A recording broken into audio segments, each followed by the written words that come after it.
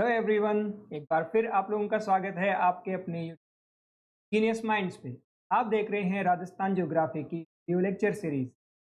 Full course को देखने के लिए चैनल को सब्सक्राइब जरूर करें। चैनल पे एक प्लेलिस्ट है जिसका नाम है राजस्थान ज्योग्राफी। इसमें जाके आप सारे के सारे जो वीडियोज़ हैं वो प्रारंभ से देख सकते हैं। राजस्थान की उत्पत्ति से लेके हमने इसको स्टार्ट किया है और आज की क्लास में हम लोग पढ़ेंगे चंबल के अपवाह तंत्र यानी कि चंबल के ड्रेनेज सिस्टम के बारे में। इससे पहले हम लोग अरब सागर यानी अरेबियन सी का अपवाह तंत्र पढ़ चुके हैं। अंतः प्रवाह नदियों के बारे में हमने पढ़ा, इनलैंड रिवर्स के बारे में। अब जो अगला भाग है वो है बंगाल की खाड़ी की बे ऑफ बंगाल जो है उसकी नदियों के बारे में हम लोग पढ़ेंगे। चलिए आइए देखते हैं बंगाल की खाड़ी अपवाह तंत्र बे ऑफ बंगाल। कितने भागों में राजस्थान के ड्रेनेज सिस्टम को बांटा गया है? 3 भागों में बांटा। सबसे पहले अरब सागर, अंतः प्रवाह और बंगाल की खाड़ी। आज हम लोग बंगाल की खाड़ी की सबसे जो प्रमुख नदी है चंबल, उसके बारे में जिक्र करेंगे। बंगाल की खाड़ी में ऐसे कौन कौन सी 4 हमें पढ़नी है? चंबल पढ़नी है, बनास पढ़नी है। ये 2 काफी मुख्य हैं, काफी इंपॉर्टेंट हैं। इसके बाद बेड़च है और गंभीर है। आइए सबसे पहले हम जानते हैं चंबल नदी के बारे में। किसी भी नदी में सबसे पहले हम किसकी बात करेंगे? उद्गम कहाँ से हुआ और कहाँ पे जाके वो या तो किसी नदी में मिलती है या विलुप्त होती है, कहाँ होगी और उसकी लंबाई क्या होगी। आइए जानते हैं चंबल का उद्गम कहाँ से होता है। पहली इंपॉर्टेंट बात, चंबल का उद्गम जो है वो एमपी में, मध्य प्रदेश में होता है, राजस्थान में नहीं। कई बार ऐसे क्वेश्चन आ सकते हैं, 4 नदियों का नाम दिया होगा, कहा होगा इन चारों में से किसका उद्गम राजस्थान में नहीं होता है, रीजन राजस्थान में नहीं होता, या फिर किसका उद्गम राजस्थान में होता है। ऐसा क्वेश्चन आ सकता है, तो चंबल का ध्यान रखेंगे। चंबल मध्य प्रदेश से आती है, राजस्थान में घूमती घूमती ये यूपी में यानी उत्तर प्रदेश में चली जाती है। जानापाव पहाड़ियाँ, विंध्यन पर्वत। विंध्यन पर्वत की हमने पहले ही बात की थी। मध्य प्रदेश में एक विंध्यन पर्वत है, भारत के नक्शे में हमने इस तरह से देखा था। थोड़ा सा इसके बारे में जिक्र कर लेते हैं। हमारा प्यारा भारत, यहाँ पे कौन सी सीरीज है? विंध्यन। विंध्यन के नीचे यहाँ पे कौन सी है? सतपुड़ा या सतपुरा कह दो आप। ये हो गई राजस्थान की अरावली सीरीज।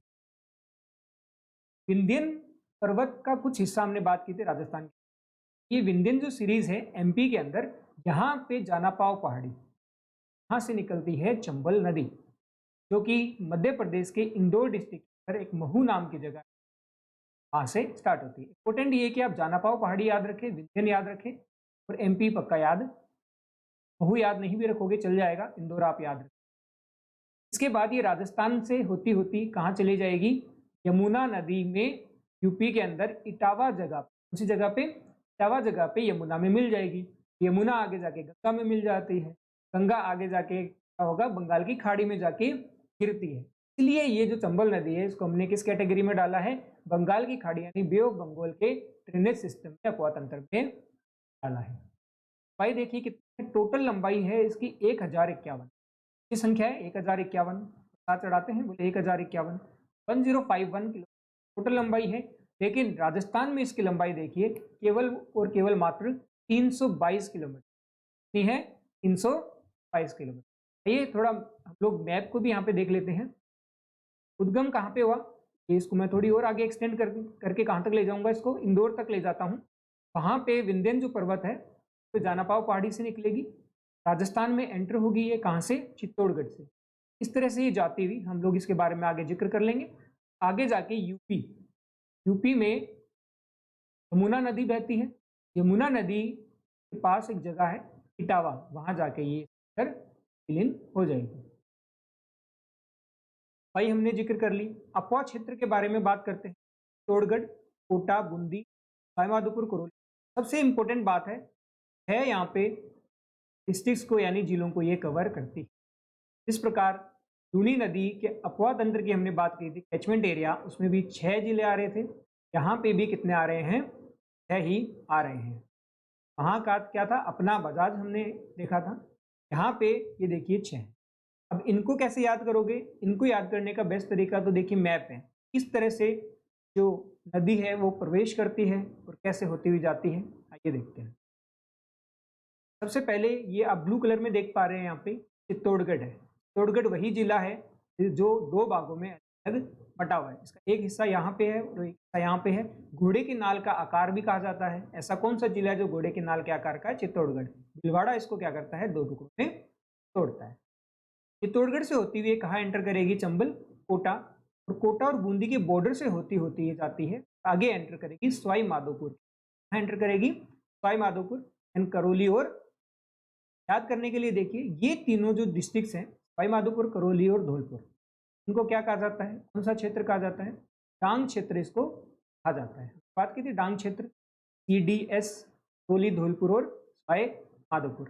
तीन तो ये हैं इसके अंदर, दो कोटा बूंदी आएंगी। ये सबको पता होता है कि चंबल नदी जो है वो कोटा में से जाती है, ये बात सबको क्या याद। देखिए, कोटा में से जा रही है और बूंदी में से जा रही है, कोटा बूंदी का नाम साथ में आता है।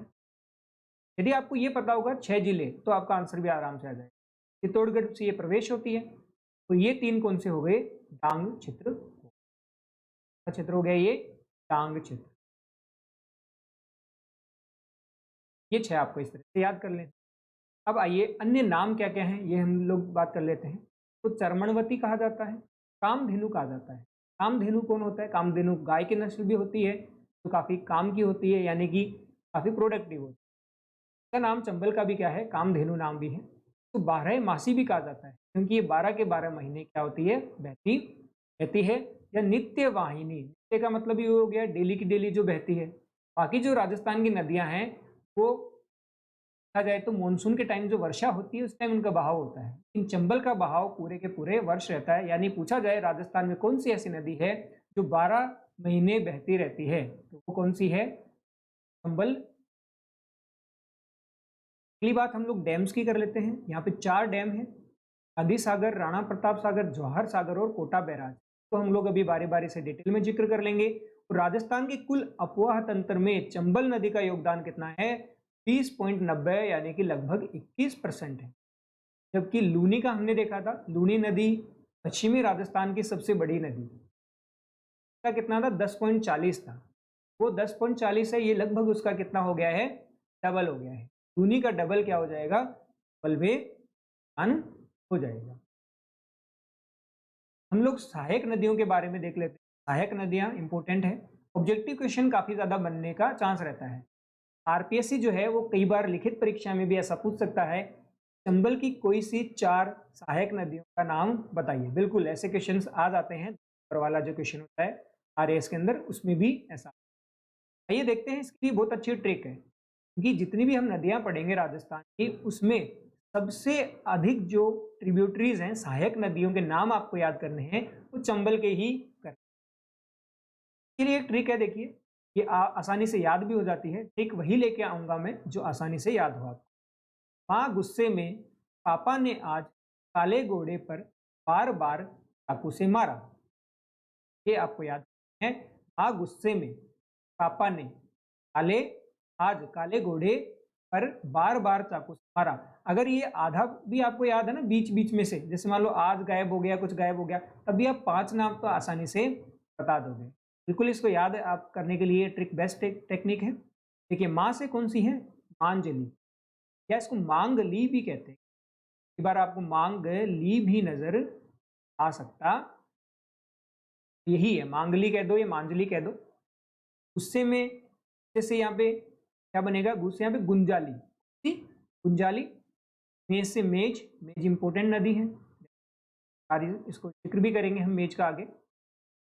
पा से यहाँ पे है पार्वती, ने से नेवाज, आ से आहू, वो इंपोर्टेंट आगे जिक्र होगा। काली सिंध, काले से घोड़े से घोड़ा पछाड़, पै से परवन, परवन भी इंपोर्टेंट है, ध्यान रखेंगे। बार से पानी, इसको बामणी भी कहते हैं, बामणी, बामनी भी कह सकते हो आप, बामणी भी कह सकते हो। राजस्थान की जो भाषा में न है उसका उच्चारण न ही किया जाता है। हम लोग पानी को क्या कहते हैं? पानी, पानी ला दे भाई, बामणी भी इसको कह सकते हैं। बार से यहाँ पे है बनास, इंपोर्टेंट है, बनास को तो हम पूरा ही अलग से पढ़ेंगे। चाकन है, कूनू है और सीप है। तो जो स्टार लगाए हैं ये तो स्पेशल तौर पे आपको वैसे भी याद रह जाएंगी, बाकी के नाम लिखने हैं तो ये टेक्निक आपको ध्यान में रखनी है। आइए आगे चलते हैं। ये मैप है आपके पास, ये राजस्थान का कौन सा हिस्सा है? ये ईस्ट वाला हिस्सा है, पूर्व वाला, पूर्व दक्षिण आप इसको कह सकते हो। हाड़ौती क्षेत्र वाला हिस्सा है। क्या हाड़ौती क्षेत्र है कंप्लीट का कंप्लीट? इस क्षेत्र से ही आपकी चंबल नदी उतरती है। हमने देखा कि चंबल नदी कहाँ से उद्गम होगा? जानापाव पहाड़ी, जो कि कहाँ है? विंध्यन पर्वत पे, मध्य प्रदेश, इंदौर में। यहाँ से आने के बाद देखिए यहाँ पे राजस्थान में एंटर कहाँ से होती है? एक क्वेश्चन यहाँ पे ये भी बनता है, एंटर कहाँ से होगी? तो वो जगह है चौरासीगढ़। चंबल कहाँ से एंटर होगी? चौरासीगढ़। देखिए एक से नाम है, च से चंबल है, च से चौरासीगढ़ भी है, और च से क्या है? चित्तौड़गढ़ है। चित्तौड़गढ़ में प्रवेश करती है, कहाँ पे? चौरासीगढ़ में। और अंत हमने देखा था कहाँ होता है इसका? यमुना में जाके मिल जाती है। और कहाँ पे? इटावा, यूपी के अंदर। आप यहाँ पे ये चार देख पा रहे हो, चार यहाँ पे बॉक्स बने हुए हैं। ये जो बॉक्स हैं ये है बांध, डैम्स हैं। यहाँ चंबल नदी पे चार बांध बने हुए हैं, जिसका नाम यहाँ पे मेंशन किया हुआ है। फर्स्ट जो है वो है गांधी सागर। गांधी सागर डैम राजस्थान से बाहर है, ध्यान रखेंगे। क्वेश्चन आ सकता है चार डैम का आपके पास ऑप्शन है, इनमें से कौन सा डैम यानी कि बांध है वो राजस्थान से बाहर है? कौन सा है? गांधी। गांधी जी राजस्थान से बाहर है। कौन बाहर है? गांधी जी राजस्थान से बाहर है। फिर अंदर कौन है? बिल्कुल राणा प्रताप जो है, महाराणा प्रताप राजस्थान में ही। यहाँ पे जवाहरलाल नेहरू है, उनको यहाँ पे किया गया है गांधी जी को बाहर। और कोटा तो वैसे भी कहाँ है? ही। ये चार डैम है, इन चार डैम्स को भी हम थोड़ा सा आगे डिटेल में देखेंगे। फिलहाल ये ध्यान रखना है, चार में से तीन कहाँ पे हैं? राजस्थान में, एक बाहर कौन सा है? गांधी। ये डैम जो आप देख पा रहे हो यहाँ पे, ये चित्तौड़गढ़ में है। जो कौन सा है? राणा प्रताप सागर। सा है राणा प्रताप सागर, वेरी इंपॉर्टेंट। ये जो राणा प्रताप सागर है ये रावत भाटा जगह, यहाँ पे है रावत भाटा। रावत भाटा कहाँ है? चित्तौड़गढ़ में है। स्टूडेंट्स को कंफ्यूजन रहती है कि रावत भाटा कोटा में है। नहीं, रावत भाटा कोटा और चित्तौड़गढ़ के बॉर्डर पे आता है, लेकिन अगर पूछा जाए कहाँ पे है तो ये चित्तौड़गढ़ के अंदर है। कौन? रावत भाटा। रावत भाटा में क्या है? Nuclear power plant. आगे हम इसके बारे में। इसके बाद ये अगला आप देख पा रहे हैं यहाँ पे, ये है जवाहर सागर, जो कि बूंदी और कोटा में है। बूंदी और कोटा दोनों में क्या है? इसका सार है। ये लास्ट में क्या है? कोटा बैराज। आगे हम लोग पढ़ लेंगे कोटा बैराज, कोटा ही है। आइए अब हम लोग इनकी सहायक नदियों को जरा ध्यान से देखते हैं। प्रवेश की हमने बात कर ही ली है, चित्तौड़गढ़ में चौरासीगढ़ से प्रवेश होगा। आगे भी यहाँ पे प्रवेश नहीं हुआ है, सॉरी, ये उद्गम हुआ है यहाँ पे। ये आपका सबसे पहला डैम कौन सा है? गांधी। भी गांधी सागर कहाँ है? बाहर है, एमपी। आपका है ही सागर। अब हम आगे क्या कर चुके हैं? गांधी सागर के बाद में ये 8 किलोमीटर बाहर ही है। गांधी सागर इतना है, 8 किलोमीटर बाहर है। 8 किलोमीटर कितना सा होता है देख लीजिए, ये इतना ही बाहर है। इसके बाद आप कहाँ प्रवेश कर जाएंगे? राजस्थान में प्रवेश। आइए सबसे पहले हम इस साइड वाली, ये कौन सी है? बाईं साइड है या दाईं साइड है? प्रवाह किस तरफ है? देखिए इस तरह से ये चंबल जा रही है, तो ये हमारी लेफ्ट साइड है, यानी कि बाईं साइड है। साइड है ये लेफ्ट। क्या था क्वेश्चन? ये भी आ सकता है कि इन चार में से कौन सी बाईं साइड की सहायक नदी है, ट्रिब्यूट? ये आपकी हो जाएगी राइट साइड, बाईं। आइए देखते हैं। सबसे पहले यहाँ पे जो सहायक नदी है ट्रिब्यूट की, वो कौन सी है? गुंजाली। गुंजाली नीमच, नीमच नाम सुना होगा आपने।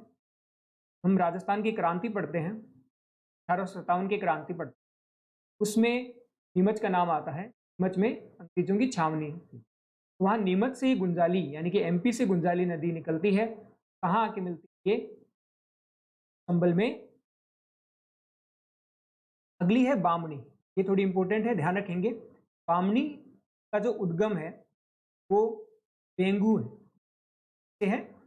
डेंगू, डेंगू इंपॉर्टेंट जगह है।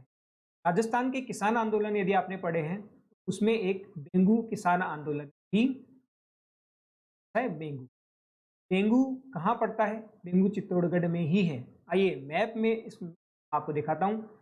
ये आप यहाँ पे चित्तौड़गढ़ में देख पा रहे हैं, ये वाला जो पोर्शन है ये है बेंगू। यहाँ बेंगू से ये नदी निकलती है, बीच में वापस कहाँ चली जाएगी? एमपी में चली जाएगी, मध्य प्रदेश में, और उसके बाद ये वापस होती है चित्तौड़गढ़ में। चित्तौड़गढ़ से एमपी में जाएगी और वापस चित्तौड़गढ़ में जाएगी और फिर ये आगे किस में मिलती है, वाली जगह पे आके। बात समझ में आ गई। बेंगू कहाँ पे है, बेंगू किसान आंदोलन है, इसलिए इंपॉर्टेंट जगह है, इसलिए यहाँ पे इसका जिक्र किया गया है। तो बामणी कहाँ से आएगी, बेंगू से आएगी। और ये आके आगे जो बामणी है ये कौन सी जगह मिलती है, ये भी इंपॉर्टेंट है, ये मिलती है भैंसरोडगढ़। ये जो जगह आप यहाँ पे देख पा रहे हैं, जगह कौन सी है, भैंसरोडगढ़। नाम तो आसान है याद रखने में, भैंस का नाम तो याद रहता ही है, आगे रोड है, फिर आगे भैंसरोडगढ़ इंपॉर्टेंट जगह है, यहाँ पे बामनी नदी आ गई। भैंसरोडगढ़ का जो दुर्ग है, किला है, भी प्रसिद्ध है, तो बोला जाता है राजस्थान का वेलोर। क्वेश्चन आ सकता है राजस्थान का वेलोर कौन से किलो को कहा जाता है, चित्तौड़गढ़ के किलो को कहा जाता है। तो जब ये बामनी चंबल में मिलती है तो उसके जस्ट आगे 5 किलोमीटर आगे एक जल प्रपात है, वाटरफॉल है। क्या है, तो थोड़ा सा आगे आप यहाँ पे देखेंगे, ये जाके एक वाटरफॉल है, जल प्रपात वाटरफॉल, इसका नाम है चूलिया जलप्रपात। आगे इसको हम डिस्कस करेंगे। राजस्थान का सबसे ऊंचा जलप्रपात यही है 81। ये वाटरफॉल है कहाँ पे, चित्तौड़गढ़ में ही है, चित्तौड़गढ़ में मिली, उसमें 5 किलोमीटर आगे, मिलन से 5 किलोमीटर आगे ये जलप्रपात बनाती है, चूलिया जल। और उससे जस्ट आगे जाते ही आपको ये डैम आ जाएगा, सबसे इंपॉर्टेंट डैम राणा सागर, राणा प्रताप सागर, राणा प्रताप सागर के बारे में हम लोग आगे जिक्र कर लेंगे। यहाँ पे रावत भाटा में, ये बामनी क्लियर है यहाँ पे। अब आगे इसमें यहाँ पे कौन सी एक सहायक नदी है, मेज। मेज निकलती है बिजोलिया से। बिजोलिया कहाँ पे है पता होना चाहिए हमें, बिजोलिया इसलिए पता होना चाहिए क्योंकि बिजोलिया किसान आंदोलन में, डेंगू किसान आंदोलन, बिजोलिया किसान आंदोलन, हम 4-5 किसान आंदोलन ही पढ़ते हैं। इसमें एक आपका बिजोलिया सबसे पहले पढ़ते हैं, डेंगू पढ़ते हैं, बूंदी पढ़ते हैं, तीनों देखिए यहाँ पे क्या है, पास पास में ही है। आइए मैप में इसको समझते हैं। ये भिलवाड़ा, ये जो कॉर्नर वाला जो डिस्ट्रिक्ट है यही आपका कौन सा है, देखिए बिजोलिया और डेंगू दोनों पास पास पास हैं, और उसके बाद यहाँ पे बूंदी है, तीनों के नाम से किसान आंदोलन आप लोग पढ़ते हो। बिजोलिया से होती हुई ये आके कहाँ मिलती है, बूंदी में। यहाँ बिजोलिया से निकलेगी और बिजोलिया कहाँ है, बड़ा, बड़ा में है बिजोलिया। यहाँ आके ये बूंदी में आके मिलेगी आके बूंदी में। नदी कौन सी में मिलेगी, चंबल में, ये बिल्कुल चंबल नदी है, आप देख पा रहे हो यहाँ पे। आगे चलते हैं, इस तरफ से बाई साइड से और कौन सी आती है, बनास आती है, बिल्कुल बनास इंपॉर्टेंट है। बनास, तो बनास के बारे में अलग से हम लोग पूरा जिक्र करेंगे, काफी घूमती फिरती आती है ये। बनास का उद्गम कहाँ से हुआ था बताइए, खमनोर की पहाड़ियाँ, खमनोर की पहाड़ियाँ कहाँ पे, राजसमंद। लिख देते हैं, रिवाइज हो जाएगा हमारा, खमनोर, खमनोर कहाँ पे, राज। बाई साइड से आने वाली सबसे लंबी सहायक नदी ट्रिब्यूटरी चंबल की है बनास ही। बनास आके यहाँ पे कहाँ मिलती है, ये येलो कलर में आप यहाँ पे देख पा रहे हो, काफी इंपॉर्टेंट जगह है जहाँ पे सीप में मिल रही है। 3 नदियां यहाँ पे मिल चुकी हैं, तो इसको हम क्या कहेंगे, त्रिवेणी कहेंगे। यहाँ पे त्रिवेणी संगम बन चुका है। राजस्थान का एक और त्रिवेणी, क्वेश्चन आ सकता है राजस्थान की त्रिवेणियों के बारे में बताइए। ये क्या है, राजस्थान की त्रिवेणी है, और इस त्रिवेणी का जो नाम है रामेश्वर, नाम है रामेश्वर। रामेश्वर साउथ में भी एक जगह है, काफी पवित्र जगह है रामेश्वर। हमारे राजस्थान में भी यहाँ पे रामेश्वर घाट है, चंबल नदी पे। चंबल और बनास दो मुख्य नदी यहाँ पे मिलती हैं, और साथ में कौन सी आती है यहाँ पे, सीप नदी। कौन कौन सी 3 है, बनास है, सीप है, और ध्यान रखेंगे ये जगह कौन सी है, ये है सवाई माधोपुर। कहाँ मिलती है, सवाई माधोपुर में। ये सारी बाई साइड की हम लोगों ने नदियां, सहायक नदियां यानी ट्रिब्यूटरीज कवर कर ली हैं। अब आइए देखते हैं राइट साइड से यानी दाईं साइड से कौन कौन सी सहायक नदियां आ रही हैं। सबसे पहले आप काली सिंध को देखिए। काली सिंध राइट साइड से आने वाली सबसे बड़ी सहायक नदी। लेफ्ट साइड से कौन सी थी, बनास थी, राइट साइड से कौन सी है, काली सिंध। इसकी काली सिंध को हम सबसे पहले यदि देखें तो इस तरह से काली सिंध आके एमपी से इसका उद्गम होगा, और कोटा में, ये कौन सी जगह है, कोटा, कोटा में ये चंबल में आके मिल जाती है। काली सिंध में एक नदी आके मिलती है, इंपॉर्टेंट नदी है ये भी, आहू। आहू और काली सिंध मिलेंगी, और आहू और काली सिंध मिलेंगी तो ये यहाँ पे आप एक घर सा स्ट्रक्चर देख रहे हो, घर नहीं, यह किला है, ये किला है। ये जो किला है ये है गागरोन का किला, हम सुना होगा आपने, गागरोन का किला। इंपोर्टेंट किलों में से आता है राजस्थान में कौन सा किला? गागरोन का किला। यूनेस्को, सबका नाम सुना आपने, यूनेस्को की हेरिटेज लिस्ट में, वर्ल्ड हेरिटेज लिस्ट होती है, उसमें गागरोन किले का भी नाम दर्ज है। राजस्थान के कुल कितने किलों का नाम यूनेस्को वर्ल्ड हेरिटेज लिस्ट में है?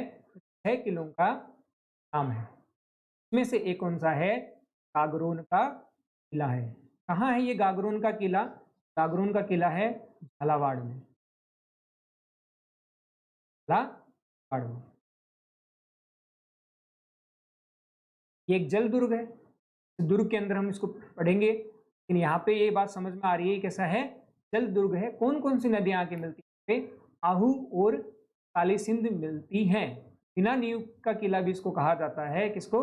गागरोन के किले को। तो ये इंपॉर्टेंट हो गया, यहाँ पे काली सिंध और आहू मिलती हैं, वहां पे कौन सा किला है? गागरोन का। आहू के बारे में एक और बात हम लोग जान सकते हैं, दर्रा अभ्यारण्य आपने सुना होगा। कौन सा? दर्रा। दर्रा अभ्यारण्य जो है नदी के, क्या कह सकते हैं, दर्रा अभ्यारण्य से आहू नदी भी है, आ सकता है यहाँ पे। एक यहाँ अगर आप बात करें परवन, परवन नदी भी एक अभ्यारण्य से गुजरती है, जो कि शेरगढ़ है, शेरगढ़। परवन कहाँ से गुजरेगी? शेरगढ़ अभ्यारण्य से, सेंचुरी जिसको हम कहते हैं, शेरगढ़ अभ्यारण्य। ये दर्रा, दर्रा भी कहते हैं, दर्रा भी कहते हैं। यहाँ पे आहू पे एक परियोजना भी है, का नाम है पीपलाद, है पीपलाद। ध्यान रखेंगे, पीपल द अलग चीज है, पीपलाद परियोजना भी इसी पे है।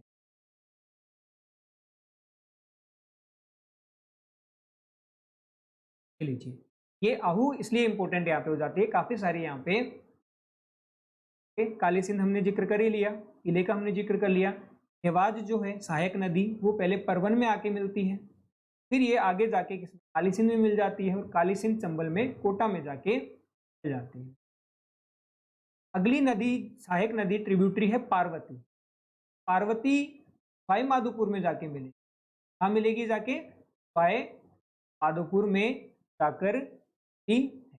इन सब का उद्गम, यहाँ आप जितनी भी देख पा रहे हो राइट साइड वाली, इन सब का उद्गम कहाँ पे होता है? मध्य प्रदेश में। ज्यादा जगह ही नहीं है, देखिए इस तरफ आप, चंबल के इस तरफ ज्यादा जगह ही नहीं है, सब यहाँ से निकल के इस तरह से आएंगी सारी की सारी। कुन्नू है, कुन्नू का जो मिलन है करौली में। बार इस तरह का ऑब्जेक्टिव क्वेश्चन भी बन जाता है कि कुन्नू चंबल को कौन से जिले में आके मिलती है, कहाँ मिलेगी? कैसे ही कुन्नू है, कैसे ही करौली है, याद रखने में आसान है। भाई माधोपुर में कौन कौन मिल रही है? पार्वती मिल रही है, और बनास आके यहाँ पे मिल रही है, ये दो जगह हो गई, सीप भी यहाँ पे आके। तो ये हमने बात कर ली यहाँ पे सभी की सभी सहायक नदियों की। परवन की भी हम बात कर रहे थे, शेरगढ़ अभ्यारण्य। शेरगढ़ अभ्यारण्य कहाँ है? ये पारा में। तो सांपों की शरण स्थली भी कहा जाता है। तो कई बार क्वेश्चन ये भी आया जा सकता है, किस नदी के किनारे सांपों की शरण स्थली है? कहाँ है? परवन नदी के किनारे शेरगढ़ अभ्यारण्य। इसी को क्या कहा जाता है? सांपों की शरण स्थली भी कहा जाता है, ध्यान रखेंगे। सांप और शेर दोनों एक ही जगह पे। चलिए कुछ यहाँ पे फैक्ट्स हैं या क्वेश्चन कह सकते हो आप लोग। पाइन और से सबसे लंबी सहायक नदी, बिल्कुल हम बात कर चुके, कौन सी है? बनास नदी है, खमनोर की पहाड़ियों से निकलती है, राजसमंद से। दाईं ओर से सबसे लंबी सहायक नदी कौन सी है? काली सिंध, ये हमने अभी बात कर ली थी। ये देखिए बड़ी बड़ी नदियां, ये बनास यहाँ से सबसे बड़ी है, और यहाँ पे काली सिंध। काली सिंध का उद्गम जो है वो कहाँ से होगा? मध्य से, देवास जगह है मध्य प्रदेश में, वहां। घड़ियालों की शरण स्थली हम किसको कहते हैं? चंबल को ही कहते हैं। कौन सी नदी को, राजस्थान की कौन सी नदी को घड़ियालों की शरण स्थली कहते हैं, या घड़ियालों की प्रजनन स्थली भी इसको कहा जाता है, चंबल नदी को कहा जाता है। आहू और काली सिंध का संगम को कहते हैं हम लोग सामेला। सामेला वर्ड आ सकता है, क्या कहते हैं इसको? सामेला। यहीं पे क्या बना है सामेला में? गागरोन का दुर्ग। गागरोन का दुर्ग यहीं पे है, गागरोन दुर्ग कह दो या किला कह दो, एक बात है। सर्वाधिक अवनालिका अपरदन कौन सी नदी में होता है? पढ़ चुके हैं पहले से, चंबल नदी में। गली इरोजन इसको हम कहते हैं, गली बनाती हुई चली जाती है। सर्वाधिक उत्खात भूमि बेडलैंड उबड़ खाबड़, ये भी कौन बनाती है? चंबल बनाती है। बीहड़ का सर्वाधिक विस्तार कहाँ पे है? डांग क्षेत्र में। बात की थी, डांग क्षेत्र कौन सा है? ये डांग क्षेत्र है। इन तीनों को हम लोग लेते हैं डांग क्षेत्र में, CDS। यहाँ पे कोटा आंसर नहीं देना है आपको, यहाँ पे क्या है? डांग क्षेत्र का जो अधिक विस्तार है, सॉरी बीहड़ जो रेवाइंस हैं, रेवाइंस कहते हैं इंग्लिश को, इनका सर्वाधिक विस्तार कहाँ पे है? डांग क्षेत्र में। तो तीन ही नाम आते हैं, करौली, CDS है। ऐसे तो ये तीन अब बार बार मैप देख रहे हो, याद हो गए होंगे। तो करौली, धौलपुर और सवाई माधोपुर इसके अंदर आते हैं। मगरमच्छ और घड़ियाल संरक्षण हेतु देश का सबसे पहला नदी अभयारण्य, इंपोर्टेंट हो गया, देश का एक ही नदी अभयारण्य, सबसे पहला नदी अभयारण्य कौन सा है? चंबल। क्या बना ये? चंबल। ध्यान रखेंगे, देश का सबसे पहला चंबल में, हमारे राजस्थान में बना, मगरमच्छ और घड़ियाल का। विश्व की एकमात्र नदी के 100 किलोमीटर दायरे में 3 बांध है। अभी हमने देखा था मैप पे, बांध है लगातार, तो 100 किलोमीटर के दायरे में कितने बांध आ जाएंगे? यहाँ पे 3 बांध आ जाते हैं। ऐसी पूरे विश्व में एकमात्र नदी है, और वो कौन सी है? राजस्थान की चंबल। आइए, भी हमने जो सब देखा उसमें कुछ इंपॉर्टेंट टर्म्स हैं। त्रिवेणी है एक, रामेश्वर घाट वेरी इंपॉर्टेंट, कहाँ पे? ये सवाई माधोपुर। हमने अभी देखा था मैप के अंदर, सवाई माधोपुर में एक सीप आके मिलेगी, और एक कौन सी आके मिलेगी? बनास आके। क्वेश्चन तो ये आ सकता है कि कौन कौन सी नदियां मिलके रामेश्वर घाट बनाती हैं? तो वह चंबल, बनास और सीप। तो आप वैसे याद कर सकते हो बचसी। ये टर्म राजस्थानी भाषा में खासतौर पे शेखावाटी में बचसी, बचने को कहते हैं बचसी, टूकियां बचसी। तो ये जो बचसी है ये आप याद कर सकते हो। जैसे आपका क्या हो गया? बनास हो गया, जैसे क्या हो गया? चंबल हो गया, जैसे क्या हो गया? सीप हो गया। रामेश्वर के नाम से ध्यान रखिएगा, रामेश्वर यानी बचसी। ये तीन यहाँ पे आपको ध्यान में आ जाएंगी। दो तो काफी इंपॉर्टेंट है इसके अंदर, चंबल और बनास आ रही है। तीसरी कौन सी है? सीप। कहाँ है? सवाई माधोपुर। कौन कौन से जानवर या जीव यहाँ पे संरक्षित हैं, कंजर्व्ड हैं? ये भी इंपॉर्टेंट क्वेश्चन बनता है यहाँ पे। तो हमने अभी बात की, घड़ियालों की शरण स्थली, प्रजनन स्थली कौन सी है? चंबल नदी है। घड़ियाल काफी ज्यादा मात्रा में पाए जाते हैं। ये आपको कई बार मन हो चंबल के पास हो, आप सोचो तैर लो, ऐसी गलती आप बिल्कुल भी मत करना। काफी अधिक मात्रा में घड़ियाल यहाँ पे है। उसके बाद एक डॉल्फिन है जिसका नाम है गांगेसुस। डॉल्फिन का नाम क्या है? गांगेसुस है। ये भी यहाँ पे संरक्षित है। और उदबिलाव, ये कोटा, कोटा का जो एक जो भी डिस्ट्रिक्ट है राजस्थान के अंदर, उसका एक जीव फिक्स किया हुआ है। जीव फिक्स क्यों किया गया है? उस संरक्षण के लिए। अब जैसे चूरू की बात करें तो काला हिरण हो गया, ऐसे अलग अलग, हरेक के का चिंकारा है, कहीं का चीता है, ऐसे अलग अलग उनका हम लोग जिक्र कर लेंगे। तो कोटा का क्या है? उदबिलाव है। कोटा में क्या पाया जाता है?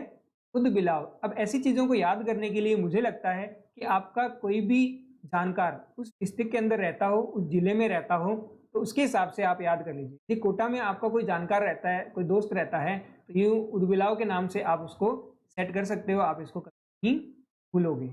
लगभग कोई ना कोई डिस्ट्रिक्ट के अंदर हमारा जानकार जरूर रहता है। तो ये तीन यहाँ पे जो एनिमल्स हैं, जीव हैं, वो सुरक्षित है। कौन कौन से हैं? घड़ियाल है, डॉल्फिन है जिसका नाम गांगेसुस है, और तीसरा कौन सा है? उदबिलाव। उदबिलाव नेवले जैसा होता है, आप वैसे गूगल पे सर्च करके देख लीजिएगा। उदबिलाव आपने नेवला देखा होगा, तो ये दो टांगों पे खड़ा भी हो जाता है इस तरह से, इसी को क्या बोलते हैं? उदबिलाव। बिलाव हम वैसे बिल्ली को कहते हैं राजस्थानी भाषा में, मिलता जुलता होता है थोड़ा सा। आइए अब हम बात कर लेते हैं हैंगिंग ब्रिज। एक हैंगिंग ब्रिज का निर्माण हुआ है, ज़्यादा टाइम नहीं हुआ, अभी 2 साल पहले ही यहाँ पे निर्माण हुआ है इसका कंप्लीट। चंबल नदी पर ये हैंगिंग ब्रिज है। हैंगिंग ब्रिज हम किसको कहते हैं? देखिए, ये मान लीजिए चंबल नदी है, तो यहाँ पे ब्रिज बनेगा। यहाँ बीच में कोई भी इसमें सपोर्ट नहीं होता, कोई सपोर्ट नहीं है। ठीक, क्या किया जाएगा, यहाँ पे दो बड़े बड़े तरह से पोल लगाए जाते हैं, काफ़ी बड़े बड़े, और इस तरह से वायर होते हैं, तार होते हैं, उनकी सहायता से को इस तरह से जोड़ा जाता है। ये तार तो किसको खड़ा रखते हैं, इन स्तंभ को खड़ा रखते हैं, और ये स्तंभ फिर किसको खड़ा रखते हैं, पुल को खड़ा। हैंगिंग ब्रिज आपने कोलकाता में भी नाम सुना होगा, हावड़ा ब्रिज नाम सुना होगा। वैसे ही राजस्थान में हैंगिंग ब्रिज कौन सी नदी पे है, बल ने कनेक्टिविटी बढ़ा दी, जो कोटा से चित्तौड़गढ़ का जो रास्ता है अब वो काफ़ी ज़्यादा चंबल नदी पे है, स्थिति इसकी कोटा है, ध्यान रखेंगे। कोटा से किसको जोड़ दिया है, चित्तौड़गढ़ को जोड़ दिया गया है।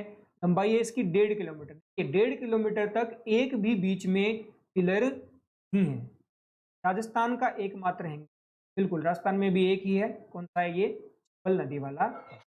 आइए, एक जलप्रपात की बात हम लोग कर रहे थे, वाटरफॉल की बात कर रहे थे। कौन सा वाटरफॉल है, चूलिया जलप्रपात है, जो राजस्थान का सबसे ऊंचा, राजस्थान का सबसे ऊंचा है। कितना, 18 मीटर, कितना है, 18 मीटर।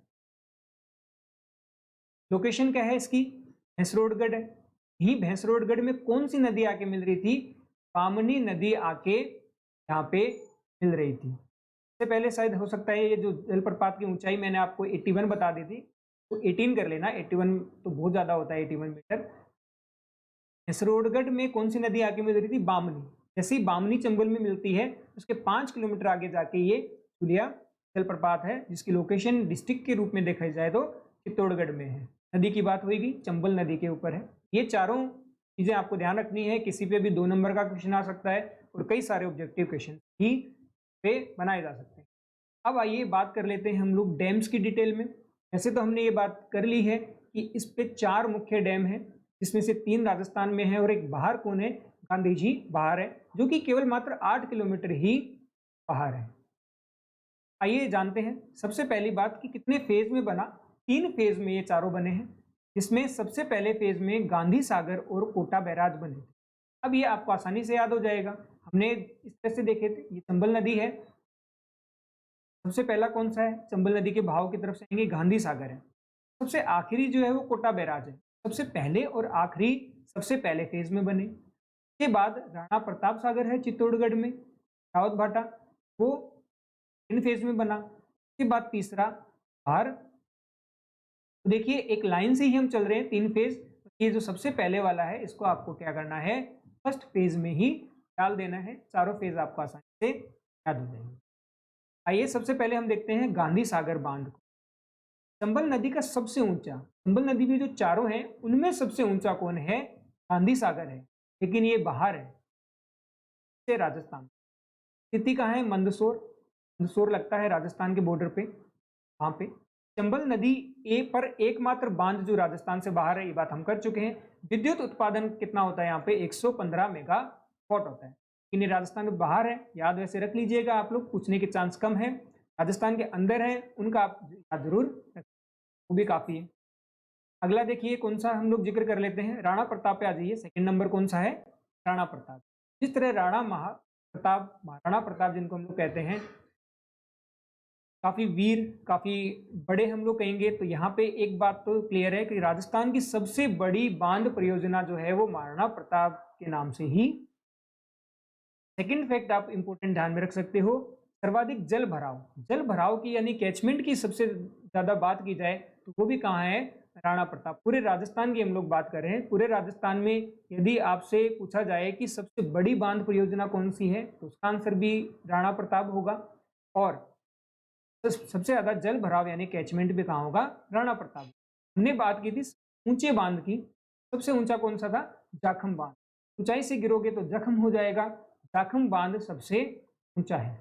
लंबाई की हमने बात की थी, तो लंबाई किसकी, माही बजाज की, माही बजाज सागर से लंबा था, 3 किलोमीटर से भी ज्यादा था, हमने देखा था 3109 उसकी क्या थी, मीटर में लंबाई थी। रावत भाटा परमाणु संयंत्र को जल, बिल्कुल क्वेश्चन आ सकता है। राजस्थान में एक ही ऐसा संयंत्र है जो कि कैसा है, परमाणु वाला है, इसको बोलते हैं न्यूक्लियर, न्यूक्लियर पावर प्लांट। कहाँ है ये, रावत भाटा में है, और रावत भाटा कहाँ है? चित्तौड़गढ़ में है, ध्यान रखिएगा। बस बॉर्डर पे ही है, थोड़ा सा आगे आते ही कोटा स्टार्ट हो जाएगा। इसमें विद्युत उत्पादन कितना होता है? टोटल 172 मेगावाट होता है। हाँ, 172। देखिए चारों में सबसे ज्यादा किसका है? राणा प्रताप का ही। आइए नेक्स्ट हम देखते हैं जवाहर सागर, जिसको हम लोग कोटा डैम भी कहते हैं। कोटा डैम को ही नाम क्या दिया है? जवाहर सागर। इसका जो विस्तार है ये कोटा और बूंदी में दोनों में। विद्युत उत्पादन 99 है, एक कम रख दिया यहाँ पे, जवाहर सागर 99। और ये चंबल का क्या है? पिकअप डैम है। पिकअप डैम हम किसको कहते हैं? पहले ही बात की, जो पिकअप का काम होता है, पिकअप गाड़ी देखते हैं, वही काम यहाँ पे पिकअप डैम का भी होता है। कई बार नदी का जो बहाव है वो धीरे हो जाता है, नदी को क्या करिए आप जैसे ऊपर उठाइए। ऊपर उठाने का तरीका ये होता है, इसके पानी को आप क्या कर लीजिए? इकट्ठा कर लीजिए। कई बार बचपन में आपने किया होगा, पानी धीरे धीरे बह रहा है, उसके आगे हम क्या करते थे? मिट्टी की ऐसे दीवार बना देते थे, खूब सारा यहाँ पे पानी इकट्ठा हो जाता था। इकट्ठा होने के बाद उसको यहाँ से तोड़ देते थे बीच में से, और पानी तेजी से निकलता था। तो बिल्कुल वो आप पिकअप डैम ही बनाते थे। वही पिकअप डैम आपका चंबल पे कौन सा है? जवाहर सागर। इससे पहले एक और पिकअप डैम हमने देखा था, किस पे? माही नदी पे। माही नदी पे माही बजाज सागर के आगे कौन सा था? कागदी था, कागदी बांध। वो क्या था? कागदी पिकअप बांध ही। समझ में आया पिकअप बांध क्या होता है? जवाहर सागर पिकअप बांध है, बारे में डिटेल्स हमने जान ली है। और अंत में देखते हैं कोटा बैराज को। सबसे लास्ट में है कोटा बैराज, फर्स्ट पेज में बना। लोकेशन कोटा बैराज की कोटा में ही है। यह सिंचाई बांध है, इंपोर्टेंट। इनमें से सिंचाई बांध कौन सा है? केवल और केवल सिंचाई बांध। देखिए बाकियों का काम इरिगेशन में भी होता है, सिंचाई में भी होता है, पेयजल यानी ड्रिंकिंग वाटर में भी यूज होता है, और इलेक्ट्रिसिटी बनाने के भी काम। लेकिन यहाँ पे बिजली नहीं बनेगी, यहाँ पे इलेक्ट्रिसिटी नहीं बनेगी, बिजली नहीं बनती कोटा बैराज में। केवल और केवल ये इरिगेशन के लिए काम में आता है, यानी कि केवल सिंचाई के काम में आता है। इसीलिए इसको क्या कहा गया है? बैराज कहा गया है। बाकी सब डैम है एक तरह से, ये बैराज है। बैराज भी डैम की ही एक श्रेणी है। अब ऐसे नहीं कहेंगे बांध नहीं है, बांध तो है, लेकिन कैसा बांध है? बैराज बांध है, केवल सिंचाई के लिए। मुख्य तौर पे देखा जाए तो इसमें दो नहरें हैं, एक आपकी लेफ्ट है, एक राइट है। लेफ्ट वाली कोटा में तो देखिए लेफ्ट और राइट दोनों ही होंगी, क्योंकि कोटा बैराज खुद है कहाँ पे? कोटा में ही है, तो कोटा में तो है। लेफ्ट वाली बूंदी, तो चंबल नदी के लेफ्ट साइड में कौन है? बूंदी है। राइट साइड में आपके बारावर। ये बात हो गई जितने भी डैम्स हैं उनकी हम लोगों ने यहाँ पे कर लिया है। इसी के साथ ये चंबल वाला जो पोर्शन है, चंबल अफवाह तंत्र ड्रेनेज सिस्टम, ये यहाँ पे कंप्लीट होता है। जल्द ही मिलते हैं नेक्स्ट लेक्चर में। Have a good day, good bye.